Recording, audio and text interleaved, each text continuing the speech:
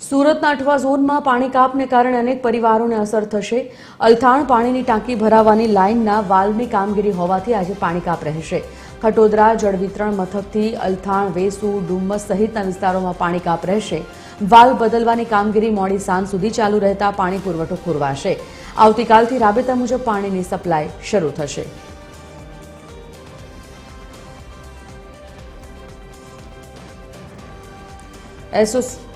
Associate editor Deven ચિત્તે live જોડાઈ ગયા છે। વિગતે જાણીએ સુરતથી।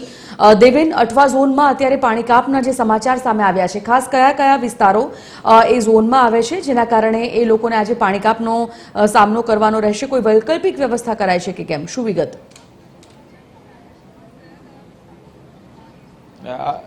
જે સંજીવની, સુરતનું જે પાણી નેટવર્ક છે તે ખૂબ જ જૂનું થઈ ગયું છે અને તેના કારણે સમયાંતરે સુરત મહાનગરપાલિકાના જે અલગ અલગ ઝોન છે એની અંદર જ્યારે પણ પાણીની લાઇનનું જ્યારે સમારકામ થતું હોય છે ત્યારે ખૂબ જ મોટા પ્રમાણની અંદર લોકોને પરેશાની ઊભી થતી હોય છે।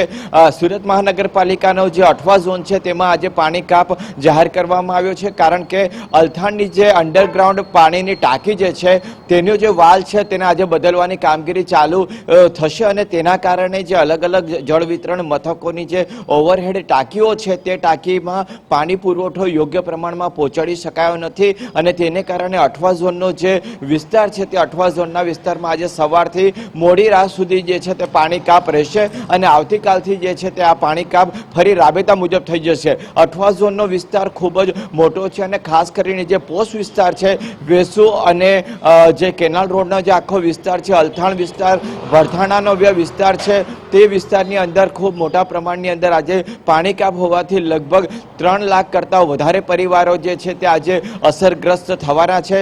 મહાનગરપાલિકા દ્વારા પહેલાથી જ લોકોને સૂચના આપી દેવામાં આવી હતી કે 19 તારીખે જે પાણી કાપ થવાનો છે તેને કારણે તમામ લોકો જે છે તે અગાઉથી જ પાણીની વ્યવસ્થા કરી રાખે। જે વાલ્વ બદલવાની કામગીરી છે તે આજે દિવસ દરમિયાન ચાલુ હોવાને કારણે જે ઓવરહેડ ટાંકીમાં પાણીનો પુરવઠો જે છે તે સપ્લાય અટકી જશે અને તેને કારણે આજે તો પાણી કાપ રહેશે, પરંતુ આવતીકાલે પણ કેટલાક વિસ્તારોની અંદર જે પાણીનું પ્રેશર છે તે પણ ખૂબ જ ઓછા પ્રમાણમાં મળશે અને તેને કારણે પણ મહદઅંશે આવતીકાલે પણ કેટલાક 8વા ઝોનના જે વિસ્તારો છે ત્યાં આગળ પાણી કાપની અસર દેખાશે। બિલકુલ દેવેન, સમગ્ર માહિતી માટે આપનો ખૂબ ખૂબ આભાર।